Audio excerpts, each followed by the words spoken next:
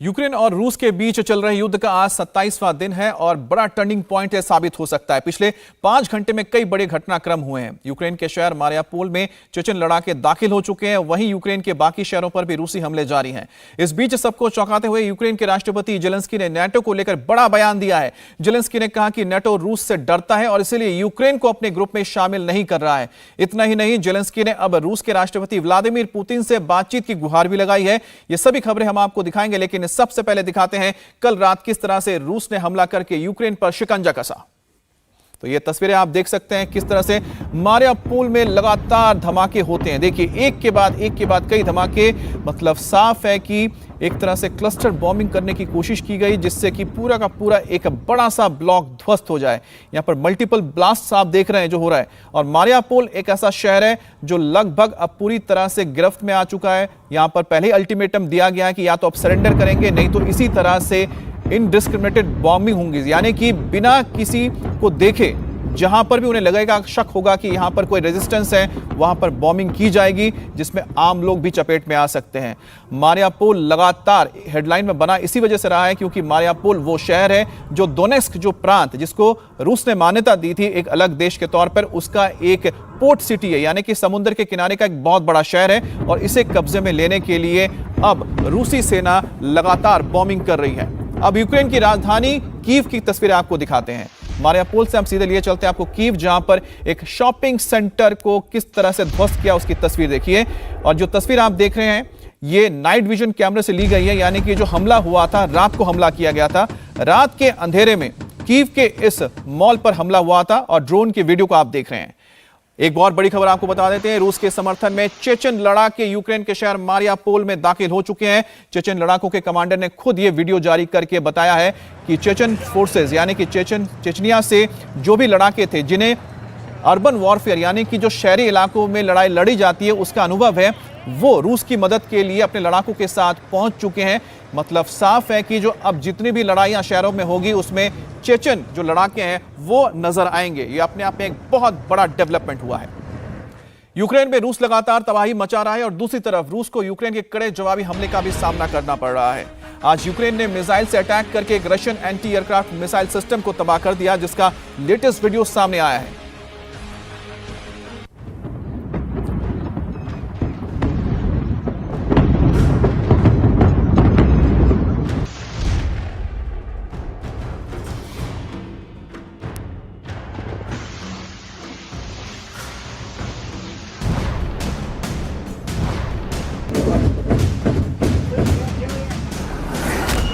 क्या मिट जाएगा यूक्रेन का अस्तित्व?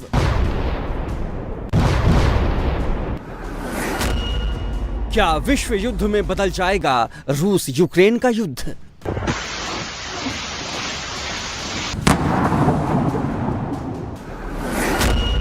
बाइडेन के बयान से गुस्से में पुतिन।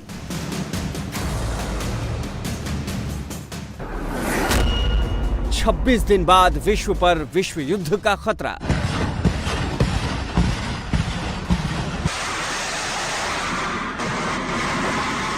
यूक्रेन पर रूस के हमलों में कीव के अलावा खार्किव और मारियोपोल जैसे शहर मलबों का ढेर बन गए हैं। इस समय सबसे बड़ा सवाल यही है कि रूस और यूक्रेन की जंग का आखिर अंजाम क्या होगा।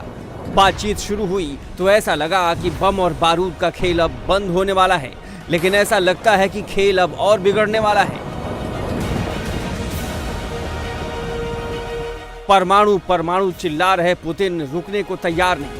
वहीं बाइडेन का नया फैसला दुनिया पर भारी पड़ सकता है, क्योंकि यूक्रेन युद्ध में अब अमेरिका ने रूस से सीधा पंगा ले लिया है। पहले बाइडेन ने चीन को रूस की मदद नहीं करने को कहा।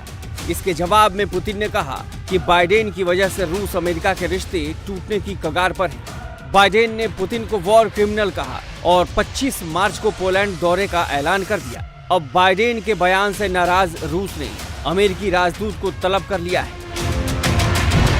पूरी दुनिया की नजर इस वक्त यूक्रेन की ओर टिकी हुई है, जो पिछले 26 दिनों से रूस के हमले से तार तार हो रहा है।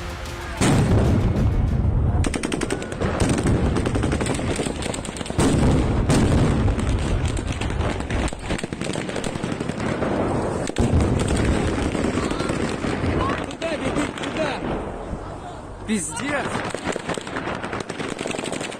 सोमवार को खेरसौन में रूस ने निहत्थे लोगों पर गोलियां चलाईं।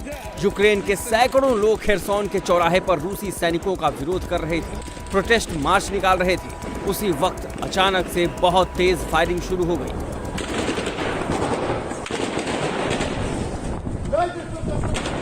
Пидорасы, блядь!